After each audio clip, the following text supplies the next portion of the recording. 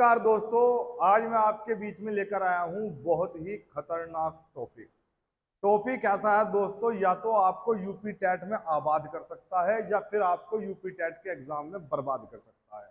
Sir ऐसा कौन से टॉपिक का जिक्र करने जा रहे हैं आप? अब हमारे दिमाग में ये सवाल है दोस्तों। बात है आज लैंग्वेज की, बात है दोस्तों भाषा चयन की। दोस्तों बहुत लोग यूपी टेट के एग्जाम में पेपर में जाने के बाद होपलेस हो जाते हैं और वहां जाकर बहुत बड़ी दिक्कत खड़ी हो जाती है। और दोस्तों पूरे एग्जाम में 60 क्वेश्चन पूरे गलत हो जाते हैं। तो दोस्तों इस वीडियो को एंड तक देखना, बहुत छोटी सी वीडियो है लेकिन आपका भविष्य सुधार सकती है छोटी सी वीडियो। सर क्या है इस वीडियो में ऐसा जो बताने जा रहे हैं? दोस्तों जब आपने फॉर्म भरा, वैसे तो आपके एडमिट कार्ड पे भी नोट होगा, जब आपने फॉर्म भरा है तो उसमें पूरी डिटेल है। एक होती है दोस्तों लैंग्वेज फर्स्ट और एक होती है दोस्तों लैंग्वेज सेकंड। अमूमन दोस्तों जो होता है कि लैंग्वेज सेकंड में आपके पास दो ऑप्शन होते हैं, एक होती है संस्कृत और एक होती है इंग्लिश। और अमूमन दोस्तों मैं बात करूं अगर लैंग्वेज फर्स्ट में है आपके पास होती है हिंदी।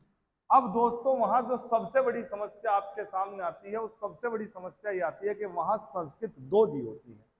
सबसे बड़ी समस्या आती है कि वहां इंग्लिश भी दो दी होती है, मतलब एक इंग्लिश फर्स्ट रहती है और एक इंग्लिश सेकंड रहती है। अब बच्चा क्या करता है, हबड़ दबड़ में दोस्तों उसने इंग्लिश लैंग्वेज भर रखा है।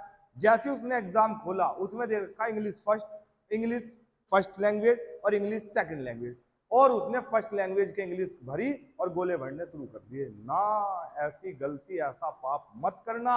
ध्यान रखना, लैंग्वेज फर्स्ट हमारी हमने क्या भर रखी है? हिंदी। आपने अमूमन क्या भर रखी है? हिंदी। और दोस्तों सेकंड लैंग्वेज आपने भर रखी है संस्कृत या इंग्लिश।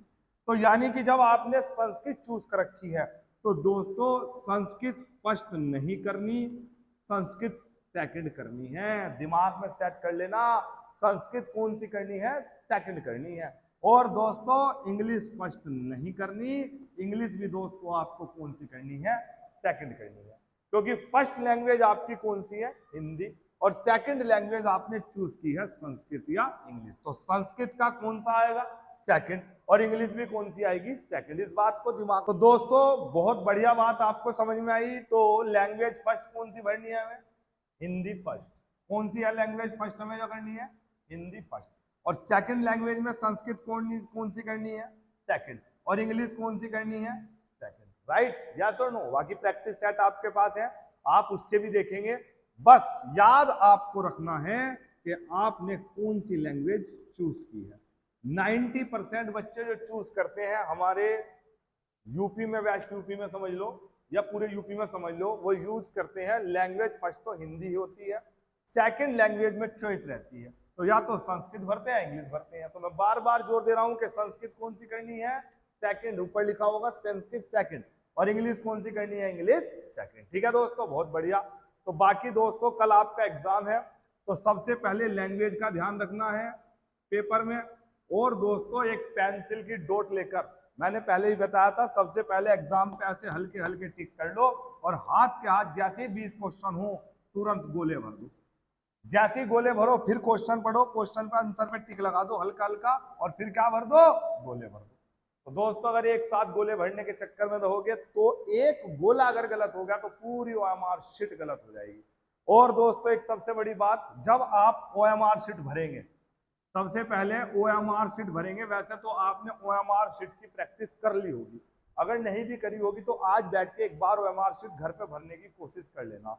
सबसे बड़ी बात, जब ओएमआर शीट भरोगे तो सबसे पहले रोल नंबर, जितनी भी ओएमआर शीट के अंदर डिटेल भरनी है, इनका गोला भी दोस्तों बिल्कुल ध्यान से भरना है। क्योंकि दोस्तों व्हाइटनर जो आप लगाओगे, अगर एग्जाम में कोई गलती होगी, वो व्हाइटनर अलाउड नहीं है, उसकी कोई भी वैल्यू नहीं है। तो दोस्तों अगर ओएमआर शीट गलत हो जाए तो फिर आपको कोई नहीं बचा सकता। तो इसलिए बहुत ध्यान से, बहुत धैर्य से, सबसे पहले क्वेश्चन की टेंशन लेनी नहीं है, सबसे पहले टेंशन लेनी है ओएमआर शीट में डिटेल भरने की। क्योंकि अगर ओएमआर की डिटेल ठीक है तो पेपर तो चेक हो ही जाएगा। अगर एक आधा क्वेश्चन गलत हो भी गया तो भी कोई घबराने वाली बात नहीं है, क्योंकि सब आप लोग 120 प्लस से पास होने वाले कैंडिडेट हैं। तो 120 आए या 117 कोई खास फर्क नहीं पड़ता।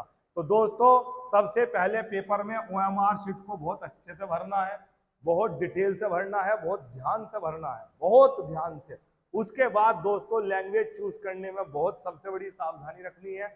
इसके लिए थोड़ी सी प्रैक्टिस 5-10 मिनट एनालाइज करके जाना कि मुझे करना क्या है। दोस्तों मेरी बहुत बहुत शुभकामनाएं आपके साथ हैं।